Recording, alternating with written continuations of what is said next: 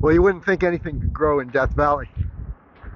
But here, right in front of us, is one of the largest mesquite groves anywhere, and it's just south of Furnace Creek Ranch.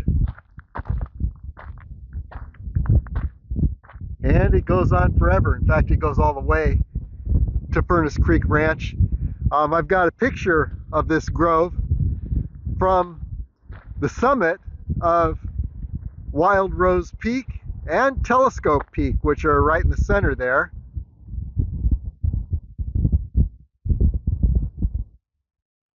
You can see the grove that far away because it's so huge.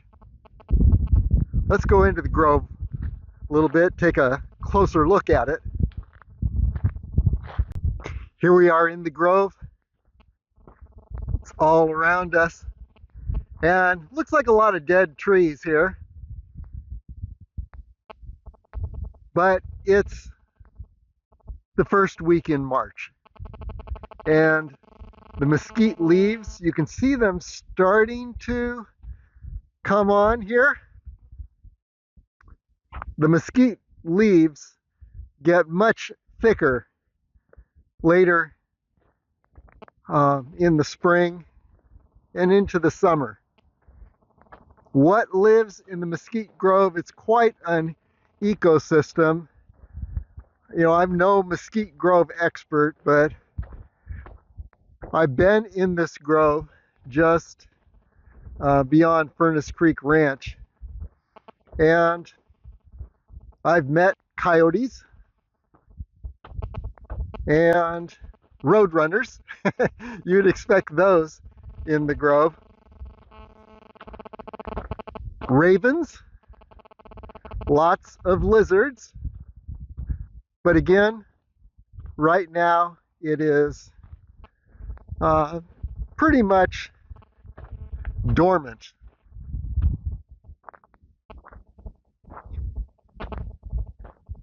But it's quite a beautiful place,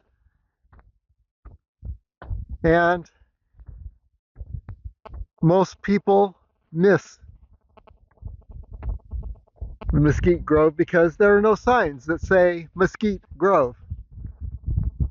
But it's like a maze in here.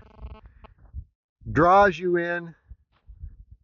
The deeper you go, you just want to see what is around the next corner. What's up the next channel of this maze? So there you have it. Death Valley's Mesquite Grove, just south of Furnace Creek Ranch, between Furnace Creek Ranch and Golden Canyon. And here we are looking north.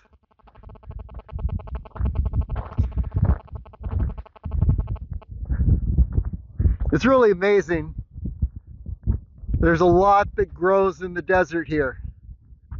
And there's water beneath the surface, as you would see watching the video where I attempted to cross Death Valley from Badwater over to Hanapaw Canyon, east side to the west side.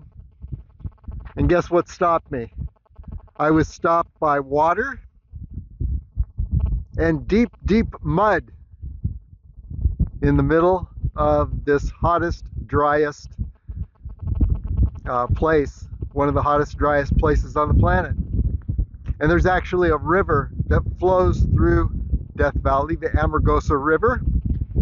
And if we were to continue to, you're seeing Telescope Peak, Panamint Range, Wild Rose Peak is up there, Augerberry Point. If we were to attempt to cross Death Valley from this point on the east side over to the west side of Death Valley, which is straight ahead, we would likely be stopped by the Amargosa River and deep, deep mud in the middle of Death Valley. Well, all of that's under the ground, and keeps the mesquite trees in this grove watered. And here you're looking at the hills on the east side of Death Valley. Right down in this direction is Golden Canyon. And then further on down is Artist Drive, Natural Bridge Canyon, Badwater, and then straight above Badwater in the Black Mountains, above Badwater, there is Dante's View. Beautiful view. If you go to Dante's View, go there in the morning because you want to have the sun behind you so you can see the Panamint Mountains in all their glory. And then if you are wanting to see the other side of Death Valley, for example, Augerberry Point, you're going to want to go there in the evening. So then as you look in this direction, everything's beautifully lit up by the sun. Okay, so Mesquite Grove, here we are.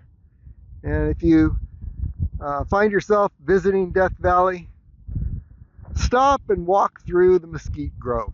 Just take a moment to see the beauty of all this vegetation growing in the middle of the desert.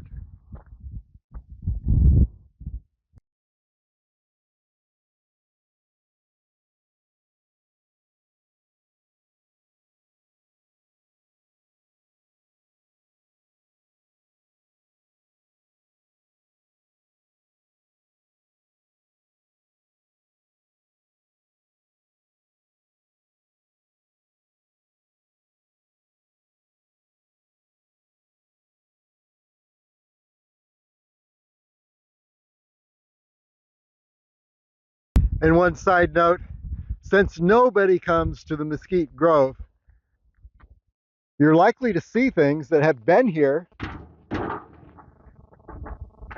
for over 100 years, left by some wanderer or someone who lived here at one time. There's a lot of that to be found in Death Valley, a lot of history.